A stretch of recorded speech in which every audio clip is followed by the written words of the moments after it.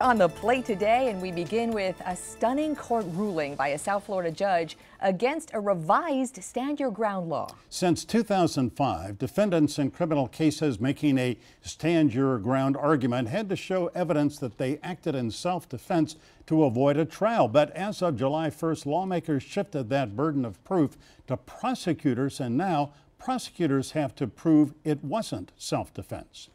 This week, Miami-Dade Judge Milton Hirsch ruled that only the state Supreme Court, not the legislature, has the power to change the stand your ground law. If Judge Hirsch is upheld on appeal, it will certainly be a rebuke to state lawmakers and a boon to state prosecutors. We want to put this all in context with our guest today. Jeffrey Weiner is a criminal defense attorney in Miami, and he's former president of the National Association of Criminal Defense Lawyers. Tara Faenza, who is an attorney in private practice now, is a former prosecutor with the Miami-Dade State Attorney's Office. Great to have you both. Thanks so much for being with us today. Thanks for asking. Good morning, Tara. And Jeff, let me begin by asking you, you have been practicing criminal defense since what, 1974? You are right. An experienced and well-respected defense attorney. So what's wrong with making the prosecution have to prove the self-defense claim? There's nothing wrong with it, and that's how it should be. And the legislature was correct. However, I think Judge Milton Hirsch was correct too, because technically he's right. Technically in what way? Here's the situation. Right now, if somebody claims self-defense and they are not successful, they have to go through a trial, which is the way it was before stand your ground. Right. Now with the stand your ground, when the defendant, the person charged, says, I acted in self-defense and shows enough evidence to make it a real claim, the state now has to prove, if it can, at a pre-trial hearing that they have the responsibility, it's called the burden of proof. They have to show by clear and convincing evidence that the claim of stand your ground or of valid self-defense is not right. That's how it should be. Why should somebody be forced to go to trial? Doesn't the defense, as it were, get two bites at the apple, as you lawyers like to say? You get to see the state's case at a pretrial hearing, then you get to go, if you go to trial. It's no big deal to see the state's case. The cases are never an ambush.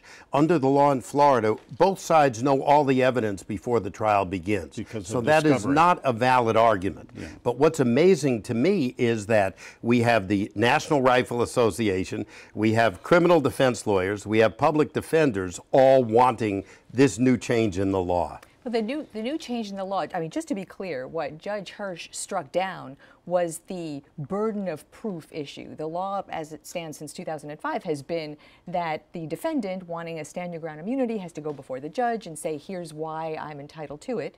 And this new change, as of July 1st, that the judge struck down, means the prosecution has to, that the new law was that the prosecution had the burden, and Judge Milton Hirsch says, no, that can't be. But he said so, Tara, because in the judge's words, it's the state lawmakers can't do that. They have no jurisdiction. Only the state Supreme Court could. Is he right about that?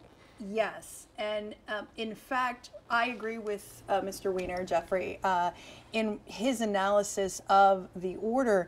And I think what we always have to remember now, of course, I'm former state, but I'm now a criminal defense attorney, so I'm going to agree quite a bit with Mr. Weiner. The fact is the state always has the burden of proof. Always. And you are innocent until convicted, until it is proven. And I stretch it out like Mr. Weiner does, beyond into the exclusion of any and all reasonable doubt. Well, actually, the burden of proof standard changed, did it not? It did. In the 2005, it was what, clear preponderance of the evidence. And now it's clear and convincing, which is a higher standard. So without it being technical, the bottom line is preponderance is 51%. Clear and convincing is much more than that, and beyond a reasonable doubt, the standard in a trial is the highest standard of proof. Yeah. Tara, let me ask you. And when I'm referring, just to clarify, when I'm referring to the standard of proof, I'm referring to in a case. The state always has the standard. And when we're looking as the general public, watching the news or talking to friends and family and watching a celebrity case, a lot of times, well, gosh, you know what? That guy's guilty. I can see it from here and there. Or, you know, why don't they prove that they didn't do it? Because the fact is the state has to prove it. It's not someone saying, nana, nana, boo, boo, you have to prove it. No, that's actually the law. So when it shifted that the defense had to provide a prima facie case of a self-defense immunity, then Mr. Weiner is correct. Yes, the state had to come back by a preponderance of the evidence, which is a civil standard, to show that they weren't entitled to that immunity. And that's now been raised as a result of this to clear and convincing evidence. So how do you then counter the argument that this kind of immunity just makes it open season on anyone with a gun to say, oh, you know, it was self-defense? I mean, it's so broad now. Well, we get back to politics. You know, when I graduated law school, I thought all the judges followed the law, or at least tried to follow the law, or what they thought was the law. The reality is, as we know, whether it's Bush versus Gore and everyday life, when judges are elected, politics is part of it. And yes, the push now by the NRA, by many of the Republican legislatures, is to give gun owners more rights. And that's one of the issues. But may I just say, it hurt me greatly, even though as a defense lawyer, I like the new law, to hear Judge Hirsch criticized for this opinion. It's just not right. He's a brilliant judge. He's as fair as can be. And I believe he is correct. Now, the legislature can cure it very easily, but we'll see what happens when it goes up on appeal. The prime sponsor of the bill doesn't think it needs to be cured at all. And if I may agree with you about Judge Hirsch, obviously I'm not a lawyer, but he is a brilliant guy. He's great. And he is not afraid to get out there with a ruling that has, you know, disagreed with other major rulings. Tara, let me ask you though, prosecutors throughout the state are unanimous in saying this is a terrible thing. It's going to allow some gangbangers and other people who shoot other people to be able to get off. Okay. Why not? Isn't that true? Well, it's interesting the language used, gangbangers and criminals. What about people who commit murder that wear a badge? What about people like in the Philan Castro case where I watched the video? The gentleman said, I need to get my wallet, and he advised that he had a concealed weapons license, and he's murdered. I'm going to use that word because it's strong, but I believe it to be true. He's murdered in his car. And what does that mean? It means the person that the NRA is protecting. And by the way, I haven't heard them coming out in support of Philan Castro. I haven't seen that at all. So we're really, in my view, talking about, to some extent, a race issue. But when he's sitting there being murdered in front of his fiance and his daughter... Well, it was an awful... excuse me, everyone agrees it was a horrific instance of what appears to be police abuse. But back to the question of prosecutors in Florida, how can they uniformly say this is going to make it harder to put bad guys away? Well, this order, yes, it absolutely, without Judge Hirsch coming in and saying the clear and convincing evidence standard remains, yes, of course it makes it harder for them. So where does it go? Where does it go now? Does Judge Hirsch's ruling apply statewide until such time as somebody takes it to the Supreme Court? No, here's the situation. There are circuit judges throughout Florida. Circuit judges are the trial-level felony judges. When one judge, such as Judge Hirsch, issues an order, it applies only in his courtroom.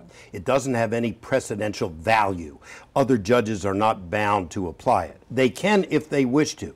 Now what's going to happen is his ruling is going to be appealed to the 3rd District Court of Appeals. That's the state appellate court for the Miami area, right by the FIU campus. Sure. And a 3-judge panel will then hear it and then rule whether he is correct or not.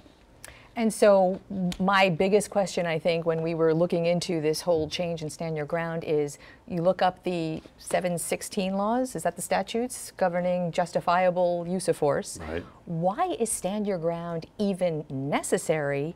The change in the burden of proof even necessary when it spells out right there in the statutes anyway that self-defense is a valid defense, and if you can prove that, why is all of this even Self-defense has necessary? always been valid, but this is the power of lobbyists getting to the state legislators and getting this passed. This did away with what's called the duty to retreat. It was always in the law that if you can avoid violence, you must do so, but you always had the right to self-defense. Right, you had to step back, and what Stand Your Ground passed in 2005 said, did it not? No duty to retreat. No duty to retreat. You can just simply defend yourself right there.